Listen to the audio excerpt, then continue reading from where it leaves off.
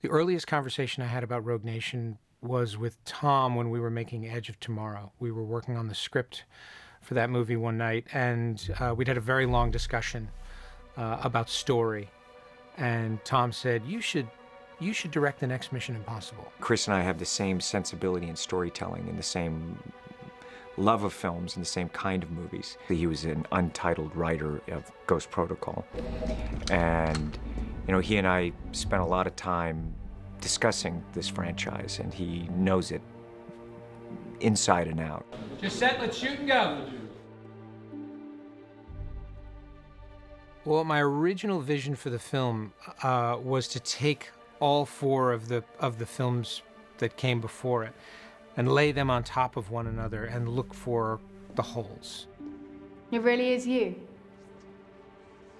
I've heard stories. They can't all be true.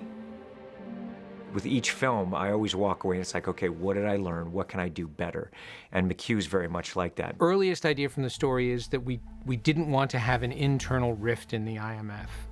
It felt as though several of the movies had done that, and we didn't want to do that again. I'm afraid today is the day when the IMF's luck runs out. Story is king, and every shot has to forward that story and that narrative. So for me, always, it's what I love about movies. I love a good story. The evolution of the story and the characters ran on sort of parallel tracks. Ilsa started out with a different name and a different agenda. She was a very different character at the beginning. We're after the same thing, and I can help you. If you want to bring down the syndicate, you have to let me out. With the mission and storytelling, there are certain things that you can get away with and a leap that you can make structurally with storytelling that the audience wants. I'm not interested in playing games, Brandt. And I'm not interested in seeing my friends get killed either. So if I'm going to betray them, we're going to do this on my terms. The story itself was completely malleable. What we decided to do early on was we embraced this was an action film and it involved very big action set pieces. So we started there. We started by creating the set pieces and rearranging them, saying, well, okay, we have this set piece. Is it better in the first act of the movie? Is it better in the last act of the movie? In a musical, the two characters are in love, or the two characters are, they're separated, and the drama seems very, it's very simple, but it allows that.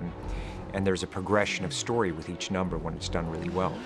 I feel the same way with action sequences, and I'll sit down with the stunt guys and I'll tell them, we'll go through it, and Chris and I'll go through and say, this is the introduction of our character, and within this sequence, here's what I want the audience to feel. What's the story here? With every shot, every sequence, we want that kind of progression. We learned a lot on Jack Reacher about what it took to make a really effective car chase. And so Tom and I came up with this sequence that evolved from a car to a motorcycle. And then we let the trajectory of those action sequences determine what the characters' motivations were. And those motivations then started to give shape to the story.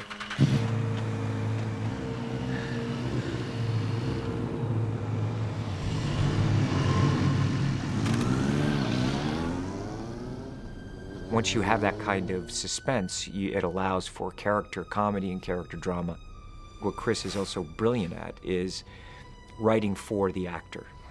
So with each person that's coming in, we're going to look at it and adjust the character to them. Get him ready, please. So I wrote scenes that I thought were interesting emotionally as a way to give actors things to work with. And it was only when I started to watch actors read the scenes that I started to discover who Ilsa might be. Precious few people know about your true identity. It would be unfortunate if we forgot. Everything that came into the story came organically from the fact that we had this very inorganic beginning. We just put the action scenes in a certain order and then watched the characters grow around it. Everything that we were doing was trying to create a confrontation whereby Ethan killed Solomon. And no matter how we did it, it didn't feel right. It always felt empty, it felt unearned. And there was a moment where I turned to Tom and said, I don't think we can kill this guy. And Tom thought for 1 minute about it, and he said, you're absolutely right, we can't. And so it went from Ethan hunting for the villain to Ethan drawing the villain into a trap.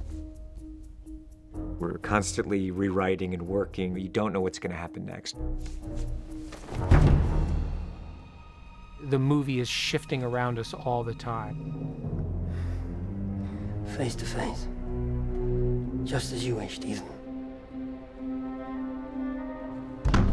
Just when you think you've got it figured out, that's what a mission movie's like.